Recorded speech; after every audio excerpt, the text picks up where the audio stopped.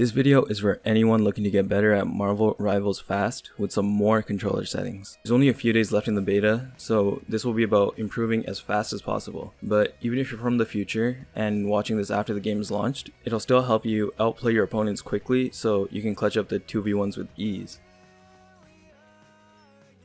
Also, I said more controller settings because I already uploaded a beginner's quick start settings guide a week ago, which I do recommend watching first, but just to cover the key points in that video super fast, if you're a console Overwatch player and want the aiming to feel as similar as possible, then use this aim curve. For everyone else, I highly recommend just sticking with the default linear curve. Raise your vertical sensitivity so that you can hit the fast flying heroes easier, and use the hero specific ability button bindings as soon as possible so that you can get comfortable with them quickly. And with the recap out of the way, let's start with dead zones. A dead zone is basically the distance that you have to move your right stick before the game actually begins moving it. That means that a super low dead zone will make any slight movement you make happen instantly, whereas a high dead zone means you can move the right stick slightly without it actually ever moving. I just kept mine at default because dead zones are more for like precise micro adjustments, which isn't something you need to be super crazy at in a game where you can just move and shoot. Instead, I recommend practicing left stick or movement aiming for those slight adjustments that you make. It is a lot easier and a lot more efficient. You can practice this in the practice range and see just how easier it is to aim by matching the movement of the flying bot. Next, I was specifically asked about two things: aim assist easing and Chrono Vision button binding. In my opinion, Chrono Vision isn't as important as the abilities and jumping and doesn't really need a new binding. Even when I played with a keyboard on PC, where it's a lot easier to press that button, I never really used it. Once you play the game a few times, you'll be able to easily recognize what's breakable and what isn't in all the maps, so I recommend just, playing the game. As for aim assist easing, I actually do like that they split it up between hit scan, projectile, and melee.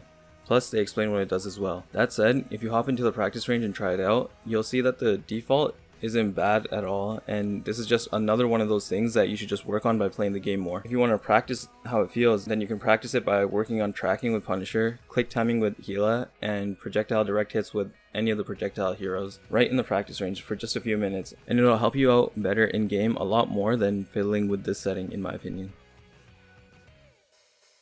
Next up, like I said in my last video, I highly recommend looking at the hero that you want to play's ability bindings and switching them to something more comfortable before getting into a real game. You can even do this in a custom game in like a lobby full of bots or something. Pick any hero that you want to try and try to use their abilities to see how comfortable you are with it, just like I did with Wanda here. Right away I noticed that her secondary fire wasn't on the left trigger, which is the usual secondary fire button in games, so I made sure to switch that instantly and be more comfy. It's just things like Star-Lord's flight being on Y by default, for example, and other things that make it important to adjust to these binds early. I do think that using a pro controller is one way to combat this with having back buttons, so I'll link the pro controller that I use down below. But even with the default controller, what's more important is to be comfy and to have your thumb on your right stick as much as possible in fights. And then finally, just like with button binds, the heroes themselves also have their own specific settings that you might need to adjust as well. For example, any healer that heals with their primary fire, like Luna Frost, will have the aim assist health threshold for allies option. So if you find yourself missing clutch healing shots on your low HP allies, you could adjust this to be higher to make hitting those shots easier, or you can make it lower if you find yourself struggling to switch your aim to any other target when there is a low HP target on your screen. It's all up to you really, but it's important to look through every hero that you play's individual settings as well to make the adjustments that'll help you out. And lastly, the quickest and best way to test out your settings and button binds, as well as try out different heroes and warm up your aim, is to play Convoy. It's super fast paced and the game mode lasts 4 minutes max, so you can easily get a lot of fights in and improve fast. Using it as a warm up will probably be the meta once the full game comes out as well. But yeah, this will probably be my last Marvel Rivals video from this beta, at least until the full game launches or if something cool and new releases before then. If you made it this far, then I love you as usual. Thanks for all the support on these videos, it means a lot, and if you're watching this from the future when the game fully launches, then feel free to ask any questions and I'll try to answer them if I can. Bye for now.